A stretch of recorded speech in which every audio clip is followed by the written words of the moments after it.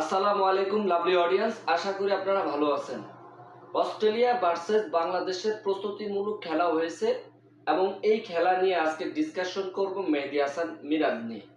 ভাই দেখুন, আগামী 13ই অগস্ট থেকে শুরু হবে অস্ট্রেলিয়া এগেনস্টের মূল খেলা। আর মূল খেলার আগে যে একটা বার্তা দিয়েছে সামথিং প্লেয়ার, সেটা আপনাদেরকে না বললেই না। দেখুন, মেহেদী হাসান মিরাজ যখন ক্যাপ্টেনচ্যুত করা হয়েছে তখন তার প্রেশার কিছুটা হলেও রিলিজ হয়েছে। দেখুন, সে তো টেস্টের ক্যাপ্টেন না, সে তো ছিল ওডিআই ক্যাপ্টেন। তো ওডিআই ক্যাপ্টেন যেহেতু তাকে রিলিজ করেছেন, সেহেতু তারও হাত খুলেছে, তার ব্রেন খুলেছে, তার খেলার ট্যাকটিক্স ঘুরে গেছে এবং তার খেলার ভিশন মিশন সব কিছু ঘুরে গেছে। আমি বললাম না মেহেদী হাসান মিরাজ একটা সময় সাকিব আল হাসানের রিপ্লেসমেন্ট হবে, এর আগে একটা কন্টেন্ট বলেছিলাম। তো সেই মেহেদী হাসান মিরাজ অনবরত এক ক্রিকেট খেলেছেন, যেখানে সকলরা ফেলিয়ার, যেখানে এই দিনে প্রিপারেশন ম্যাচে লাইক সালমান ইসলাম আউট হয়ে গেছেন, তাদের তামিম, মমিনুল হক, নাজমুল শান্ত, মুশফিকুর রহিম, তারা একটা সময় তো ফেলিয়ার করেছেন, কোনো রকম রান খুলেনি তাদের খাতায়। এবং ইন টোটাল 5 উইকেট পড়ে গেছে 105 রানে।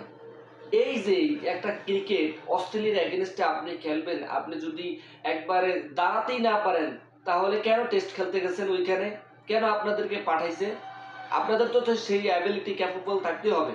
এবং যেই জায়গায় মোট 263 রান অল আউট হয় এবং সেখানটা অর্ধ শতাংশ আসে কার? মেহেদী হাসান মিরাজ থেকে। মেহেদী হাসান এক অনবরত ক্রিকেট খেলেছে গতকালকে, আপনারা দেখেছেন। ভাই দেখুন, 13ই অগস্ট থেকে শুরু হবে এবং খেলার পারফরমেন্স থাকতে হবে তেমনই তুঙ্গে থাকতে হবে।